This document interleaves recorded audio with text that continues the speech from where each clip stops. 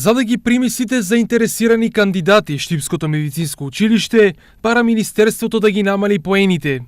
Во ово училиште и во вториот уписен рок има поднесено близу 100 пријави, од кои добар дел се одбиени кандидати од првиот рок, но поради тоа што имаат под 70 поени, не можеа да бидат примени. Поднесено е барање до Министерството за образование за намалување на поените, значи од 70 да се намалат на 60 за 10 поена, но за жал до сега немаме никаков одговор од Министерството за образование, со тоа значи дека квотата за упис во однос на поените ќе биде старите поени 70 поени, од 75 до 70.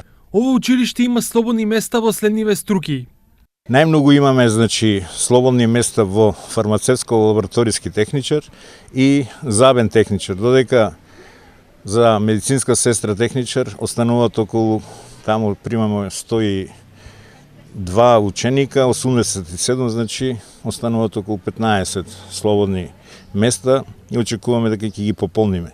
Задоволни од уписот се и во гимназијата, но како и во сите останати средни училишта во регионот, бројот на кандидати е помал од лани. До 12 часот имаме само 14 пријавени кандидати, инаку вкупниот број кој се остварува во текот на овие уписни рокови е некаде околу 120 над 120 ученика, што е задоволителна бројка. Каква е состојбата во текстилните струки?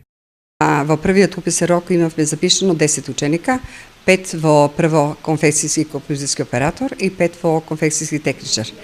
А денес до 10 саато имаме запишани 3.